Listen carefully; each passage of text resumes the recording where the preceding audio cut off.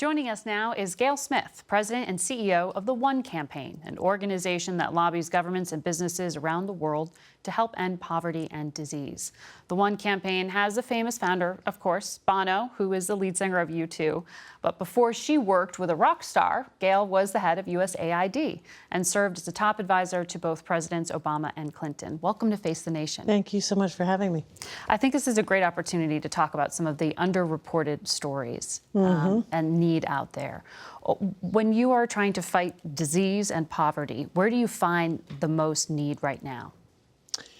The most need is actually occurring again in Africa. We had seen tremendous progress, but when you look at countries the size of the Democratic Republic of the Congo, Nigeria, we're seeing increases in extreme poverty.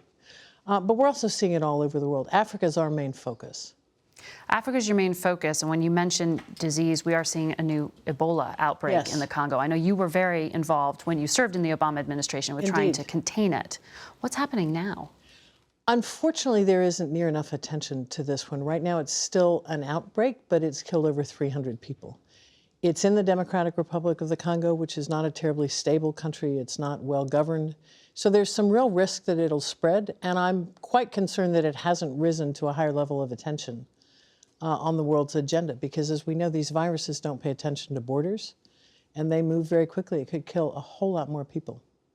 You've also been saying there needs to be more attention to the AIDS crisis. You know, many people think we've kind of moved past the crisis point, and you're saying, no, don't look away.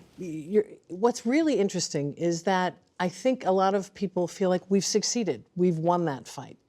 And in part, we've made huge progress.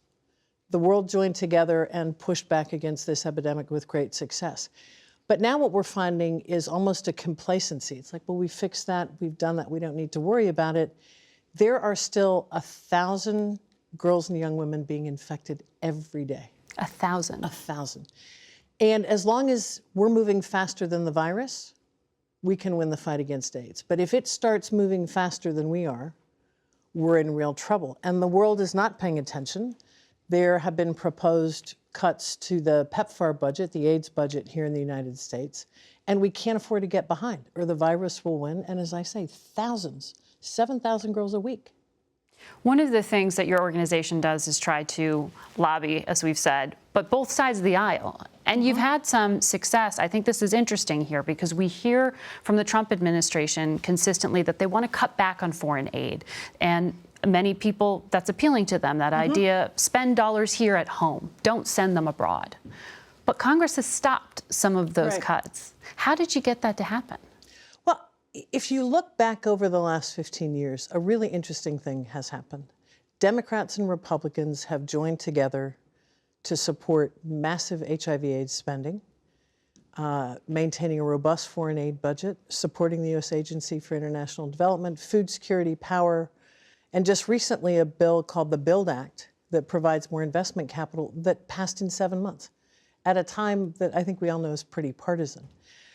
And as it turns out, the beauty of this issue is whether your issue is national security or economic interests or the expression of our values, there's a way in.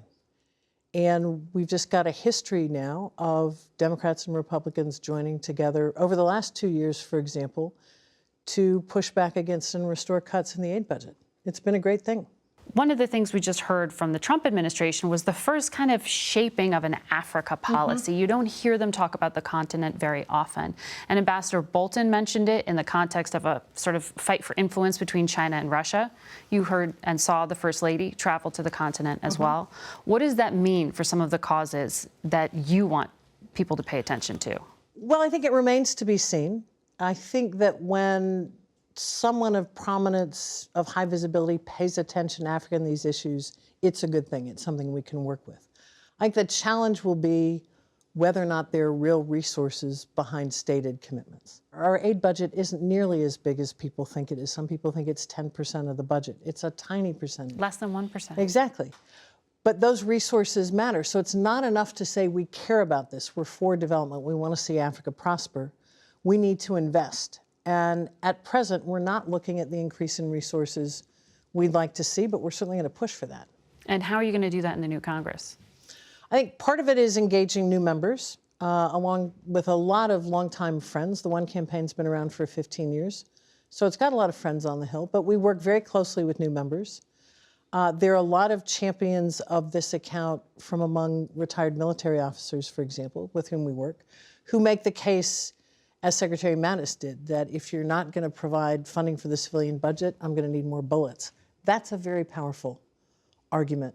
There are people of faith from across the spectrum that support this budget. So our task will be to work with an array of people who agree on just one thing, that this budget's important, it matters to America, it matters to other people. And if we can all agree on that, we'll work together to go get it. Well, some rays of sunshine as we head into Strangely, the new yes, year. but welcome. And it's good to highlight them. Gayle, thank you. Thank you so much. We'll be right back.